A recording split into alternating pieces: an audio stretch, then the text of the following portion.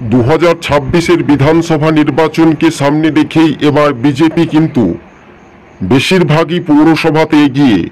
2026-এ বিধানসভা নির্বাচনে আর নবান্নর 14 তলা বিল্ডিংয়ে রাইট আসে ক্ষমতায় বসতে পারবে না শাসক দল তৃণমূল, কেননা অধিকাংশই পৌরসভা এলাকাতেই বিজেপির প্রার্থীরা কিন্তু এগিয়ে ছিল।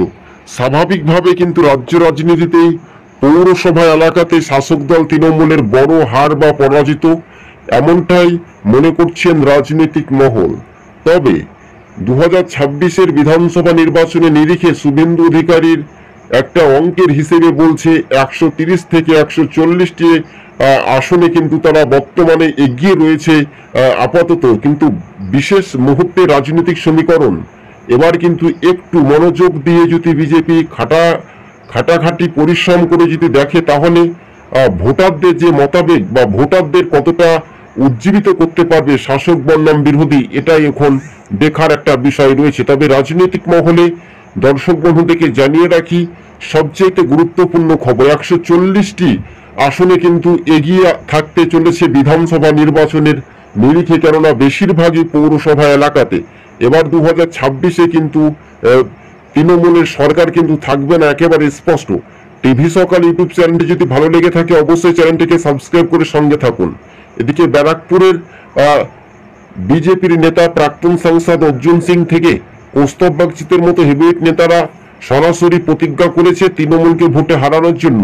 কিন্তু এবার রাজনৈতিক সমীকরণ, সেটা কেন্দ্রীয় নেতৃত্ব কতটা উজ্জীবিত হতে পারে, এটাই শুধু সময়ের অপেক্ষা বলে মনে করানো হচ্ছে। তবে হ্যাঁ, এই রাজ্যের আইনের শাসন নেই, ভোট পরবর্তী হিংসা নিয়েও বারবার করে কিন্তু সরব হচ্ছে বিরোধী রাজনৈতিক দলগুলো।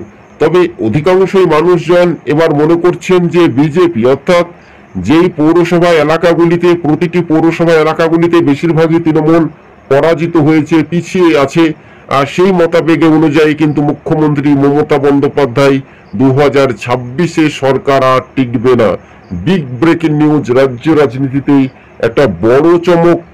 আর এই চমৎকারের যেটা খবর আসতে চলেছে সোশ্যাল মিডিয়াতে, সেটা কিন্তু দেখা যাচ্ছে যে কৌস্তব বাগচি আইনজীবী পেশায় বিজেপির নেতা ফের তৃণমূলের বিরুদ্ধে চরম সুর কিন্তু বইতে শুরু করেছে। সোশ্যাল মিডিয়ার মাধ্যমে জানতে পারা যাচ্ছে যে আগামী দিনে বিজেপি কিন্তু ক্ষমতায় আসার জন্য আপ্রাণ চেষ্টায় পৌরসভা এলাকা ভিত্তিতে শাসক দল তৃণমূল কিন্তু পিছিয়ে থাকতে চলেছে, শুধু সময়ের অপেক্ষা।